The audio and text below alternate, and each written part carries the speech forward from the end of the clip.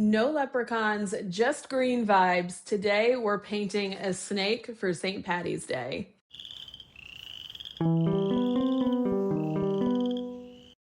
Hello, welcome to Wild Developments. My name is Lauren, and my mission is to help you connect with nature through art, storytelling, and some creative exploration. Today we're going to learn all about snakes and St. Patty's Day, so let's dive in.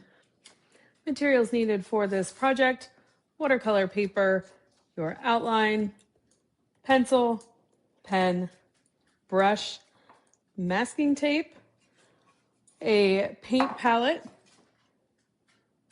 paint, spray bottle, paper towel, and container for your water.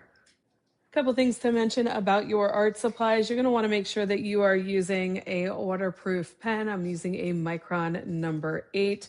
Also, the brush that I'm using is a round 12. It is big enough that I can cover a large amount of area, but it's also small enough at the tip where I can get in and do some of those finer details.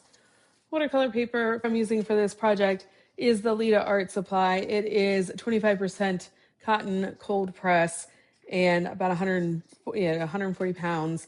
It is a good, affordable paper for this project. I am going to be using a light box to get our image from the paper to our watercolor paper. So lay down your outline, then you're going to place your watercolor paper on top. Make sure you have nice, clean, dry hands when you do this. And also, we're going to be taping this down, but I will fast forward through this part.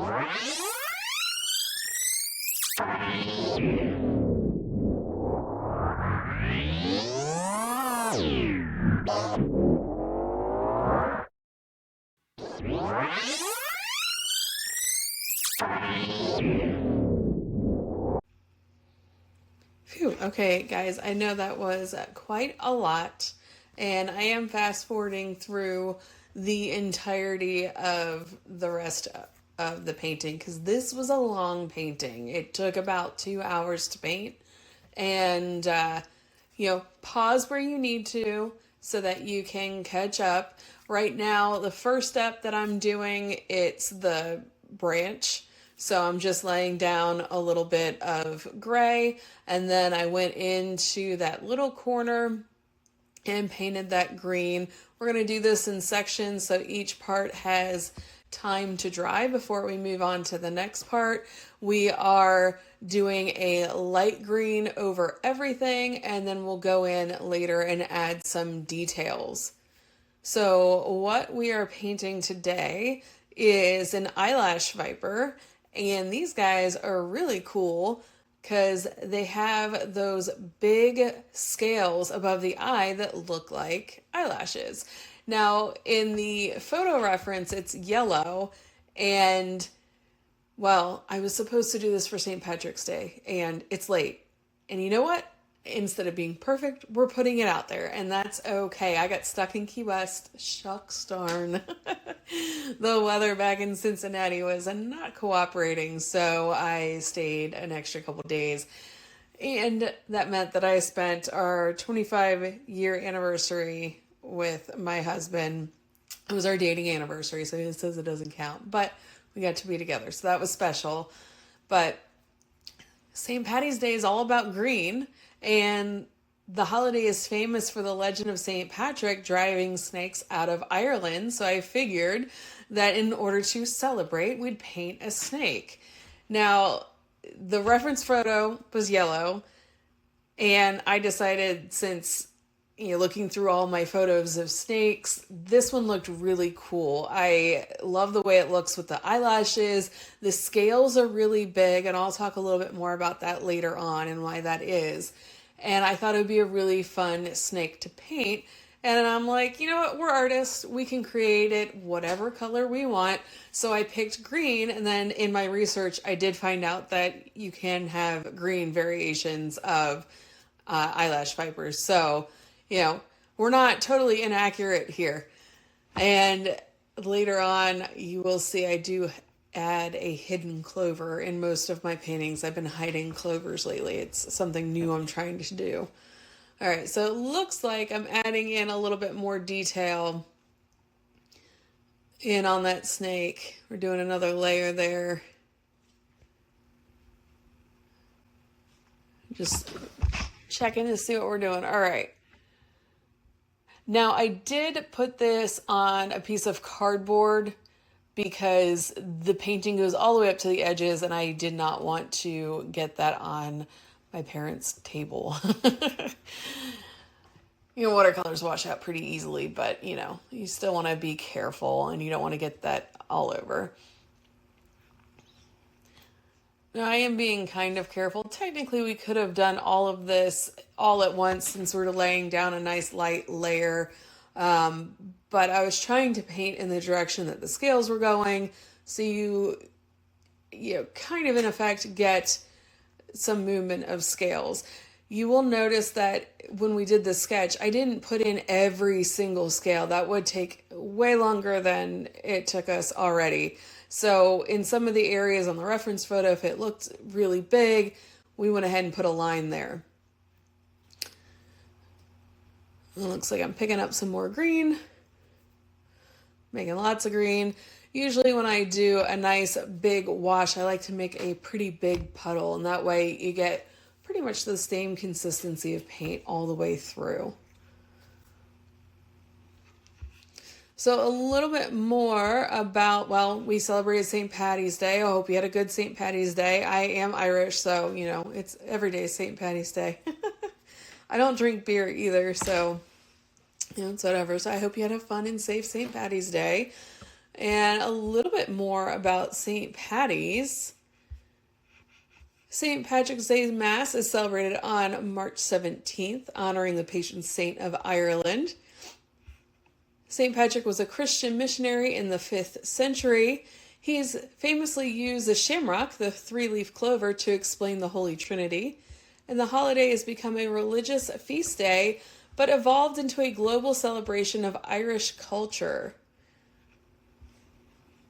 A little bit. I was trying to find out more about the snake part and the famous legend about St. Patrick driving out all the snakes out of Ireland. Ireland never actually had snakes after the Ice Age. Scientists believe the island became isolated from mainland Europe before snakes could recolonize. So, people think that the story is mainly symbolic. All right, so going back to the painting real quick, adding in some more depth. So right in that little corner, that little sliver, kind of like a half oval, we're making that a dark green and giving the idea of it being in the shadow. And then I went in and started doing that branch a little bit more. There is some details in the sketch. It's a log. If you do a dry brush over that area, you will get a pretty cool looking effect. If you're not familiar with dry brush, pick up a little bit of paint, and I get the barrel of the brush nice and dry and kind of lay the brush flat and brush across the page, and it creates really cool effects. It looks like I went in and put that shamrock shape.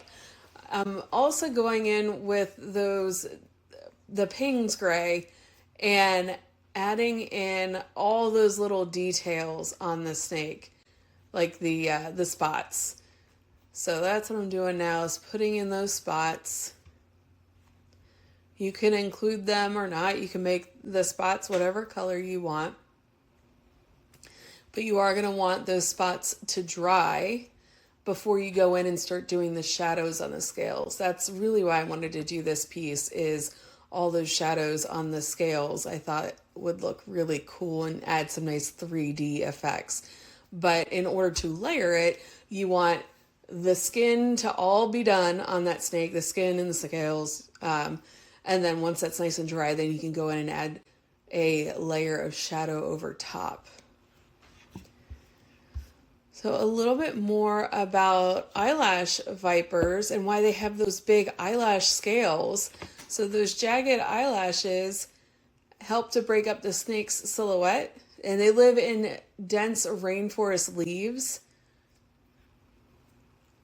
And scientists believe that those scales offer the snake some protection to shield their eyes from branches, debris, or prey movement. And they also think that it helps to divert rainwater away from the eyes, which is useful in those rainy habitats. Now, eyelash vipers are a viper. They are venomous.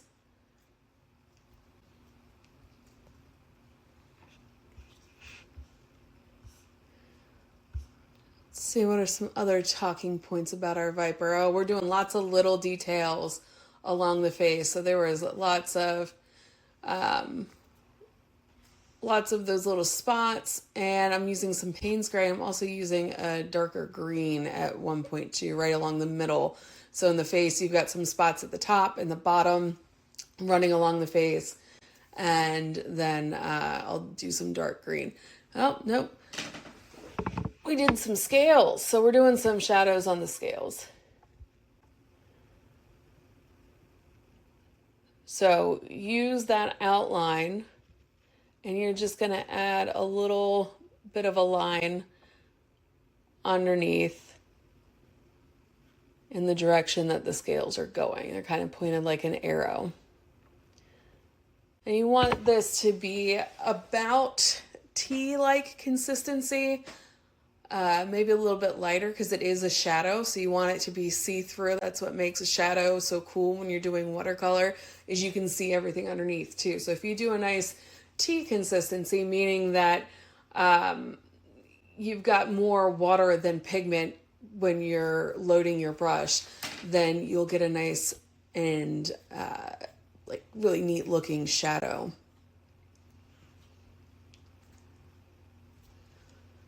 So I have decided that I am going to talk and paint from now on, because it's been quite a few weeks since I've painted this guy. But it is good. I will say that I didn't do it for this one in particular. This is a little bit more of an advanced painting, and it would have been a 3-hour long video, and we would have missed out on so many interesting facts. Or I just would have completely zoned out. It is pretty hypnotizing, hypnotic to go and do all those scales. You really just kind of get in a rhythm. It looks like I'm doing the scales on that main part of the body there. So while we are talking about the scales, we talked a little bit about the eye scales, but I also was looking up why those scales are so big along the body. You know, not all, and they kind of like stick out even too. So they have keeled scales, which means that they have a tiny ridge down the center. So instead of being smooth and shiny, they almost look rough and matte, kind of velvety, and it helps them to grip better. So these guys are tree dwellers, as evidenced by our photo. You can see a little bit of a tree that he's on. And this helps to give them more control when they're coiled and when they're ambushing prey. So when the snakes have smooth scales, like maybe a rat snake in your backyard, if that's a good example. Now editing Lauren's going to have to look up if rat snakes have keeled scales or not. But think of a snake with smooth skin.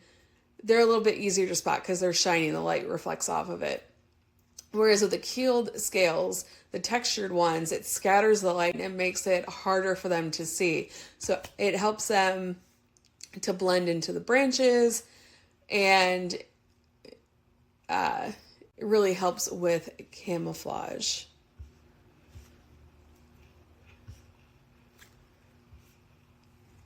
Definitely lots of scales, and snakes will shed their skin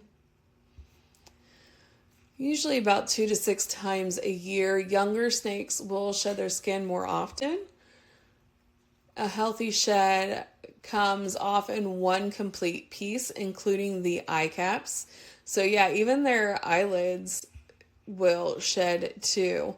So, when a snake is about to go into shed, their eye is like this milky blue color. And when I used to work at a place that would do animal handling, we'd get animals out for the guests. If the snake had that milky blue, we wouldn't, on the eyes, we wouldn't get them out to be handled by the guests. They get a little bit more irritated during that time. I mean, if you think about it, you're probably itchy and it's uncomfortable.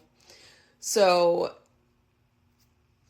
it kind of makes them like almost blind and they become more defensive. So their color looks like they're a little bit more faded, and the snake will rub its head along a rough surface, and then the skin will start to split near the mouth. And then it'll just peel off the skin, just like it peels off a sock, and it turns inside out.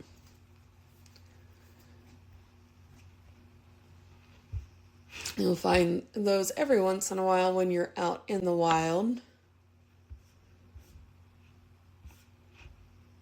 Now, snakes are feared, but they are very important to our ecosystems. And it is important to help save snakes. And we're adding some more shadow into that tiny little sliver on that left-hand side, adding a little bit more shadow and depth, adding a shadow right underneath the snake's head. Again, we're adding some more depth in here.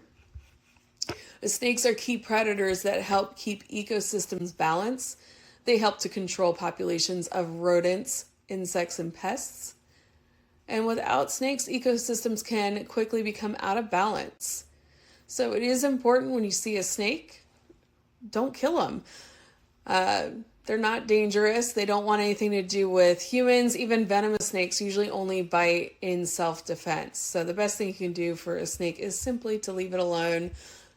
Learn how to identify snakes and always look, especially if you live in an area where there are venomous snakes, look before you place your hand in an area where a snake possibly could be hiding.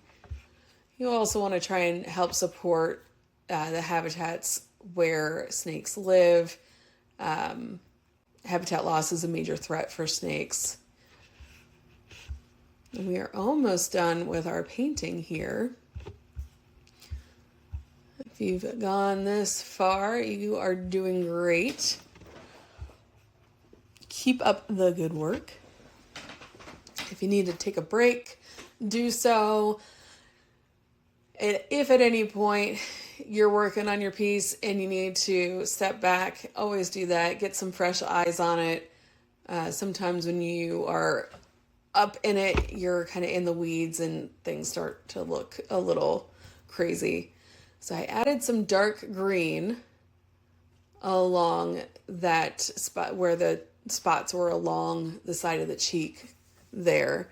And I wanted to add dark green just to really stick with that St. Patty's Day theme.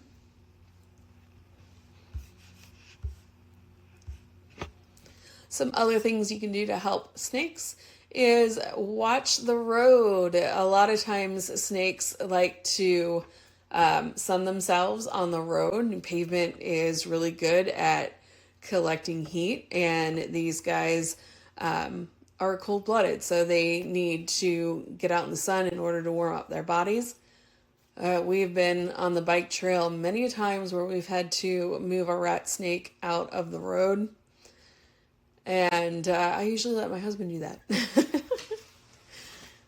But you can use a big stick or something like that. They will not be very happy. Moving turtles across the road is a lot easier. But just be on the lookout so that, there's no Frogger incidences. You're not running them over.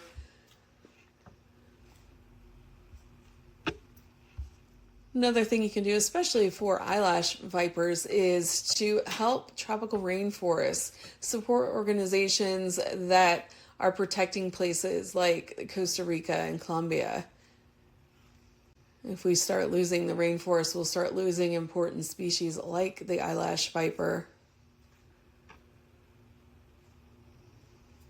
Also remember, don't buy wild caught animals. Some reptiles in the pet trade are taken from the wild, and this can harm local populations.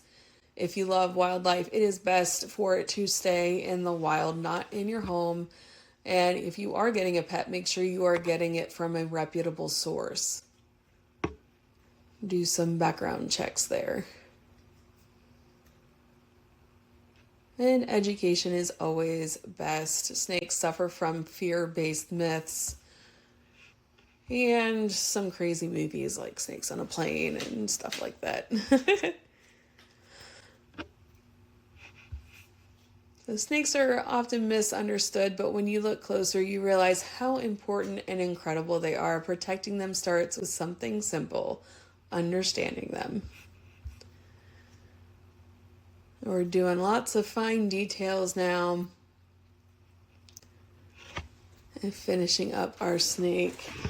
I did do a light wash of green inside the eyeball and then added some dark green along the edges. And then I always end the eye with a little bit of a shadow on the top. And I will add a little bit of white inside the eyeball to make that reflection. That really helps to bring the eye to life by adding that little dot of reflection. And just making that little sliver in the eye a little bit darker. Adding a little bit more shadow. And we are almost done. Oh, I put my brush down. I must be done. I must have stopped and kept rolling. So I'm going to end this here. Great job, guys. Congratulations. Congratulations on finishing your snake painting. Go ahead and sign your piece. It is never complete until it is signed. Once it is signed, there is no more going back and touching it up. It is done. Congratulations again. If you've learned anything today about snakes or about painting, please let it inspire you to do something positive for nature. Until next time, get outside, see what develops, and stay wild.